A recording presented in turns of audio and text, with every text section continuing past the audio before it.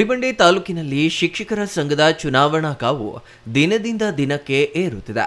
ಇಂದು ಚುನಾವಣಾ ಅಭ್ಯರ್ಥಿಗಳು, ಮಹಿಳಾ ಶಿಕ್ಷಕರು ಹಾಗೂ ಶಿಕ್ಷಕ ವೃಂದದವರು ಒಗ್ಗೂಡಿ ಸಾರ್ವಜನಿಕ ಶಿಕ್ಷಣ ಇಲಾಖೆಯ ಅಧಿಕಾರಿಗಳನ್ನ ಭೇಟಿ ಮಾಡಿದ್ರ. ಸಂಘದ ಬಲವರ್ಧನೆ ಮತ್ತು ಶಿಕ್ಷಕರ ಸಮಸ್ಯೆಗಳ ಕುರಿತು ಚರ್ಚಿಸಿ ಅಧಿಕೃತವಾಗಿ ಮನವಿ ಪತ್ರವನ್ನ ಹಸ್ತಾಂತರಿಸಿದ್ರ. ಇನ್ನು ಇದೇ ತಿಂಗಳು 14ನೇ ತಾರೀಕಿನಂದು ನಡೆಯಲಿರುವ ಚುನಾವಣೆಯಲ್ಲಿ ಮತ ಚಲಾಯಿಸುವ ಮೂಲಕ ನೂತನ ಅಭ್ಯರ್ಥಿಗಳನ್ನು ಆಯ್ಕೆ ಮಾಡುವ ಸುವರ್ಣ ಅವಕಾಶ ನಮ್ಮೆಲ್ಲ ಸರ್ಕಾರಿ ನೌಕರರಿಗಿದೆ. ಕಳೆದ ಹಲವು ವರ್ಷಗಳಿಂದ ತಾವು ನಮ್ಮನ್ನ ಬೆಂಬಲಿಸಿ ಗೆಲ್ಲಿಸಿದ್ದೀರಿ. ಆ ಋಣ ನಮ್ಮ ಮೇಲಿದೆ. 2026ರಿಂದ 2031ರ ಅವಧಿಗೆ ಮತ್ತೊಮ್ಮೆ ನಮಗೆ ಅವಕಾಶ ಮಾಡಿಕೊಟ್ಟರೆ ಸರ್ಕಾರದಿಂದ ಸಿಗಬೇಕಾದ ಎಲ್ಲಾ ಸೌಲಭ್ಯಗಳನ್ನು ಪ್ರತಿಯೊಬ್ಬ ಶಿಕ್ಷಕರಿಗೂ ತಲುಪಿಸಲು ನಾವು ಬದ್ಧರಾಗಿದ್ದೇವೆ ಎಂದರು. ನಾವು ಉಮೇದುವಾರಿಕೆಯನ್ನು ಸಲ್ಲಿಸಿದ್ದೇವೆ.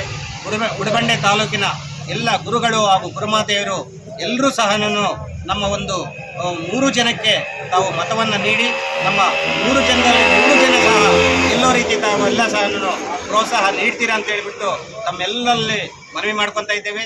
ಹಾಗೆ ನಾವು ಈಗಾಗಲೇ ಈ ಹಿಂದೆ ಸುಮಾರು 25 ವರ್ಷಗಳಿಂದ ಈ ಒಂದು ಶಿಕ್ಷಕರ ಸೇವೆಯನ್ನು ಮಾಡಿಕೊಂಡು ಬಂದಿದ್ದೇವೆ. ಮುಂದೆ ಸಹ ನಾವು ಶಿಕ್ಷಕರ ಸೇವೆ ಮಾಡೋದಕ್ಕೆ ನಾವು ತಯಾರಿಯಾಗಿದ್ದೇವೆ. ಹಾಗೆ ಎಲ್ಲ ಶಿಕ್ಷಕರ ಹಿತವನ್ನು ಕಾಪಾಡೋದಕ್ಕೆ ನಾವೆಲ್ಲ ಇದ್ದೇವೆ.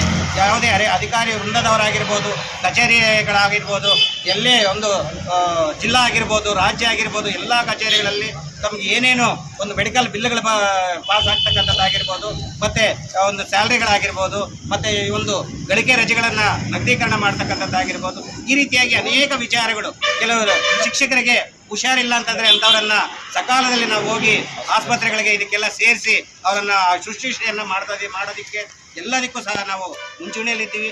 ಈ ಸಂದರ್ಭದಲ್ಲಿ ತ್ರಿವೇಣಿ, ನಾಗವೇಣಿ, ಓಬಳೇಶಪ್ಪ, ನಾರಾಯಣಸ್ವಾಮಿ ಇನ್ನೂ ಹಲವರು ಹಾಜರಿದ್ದರು. Satish Babu, CTV news, Gudibande.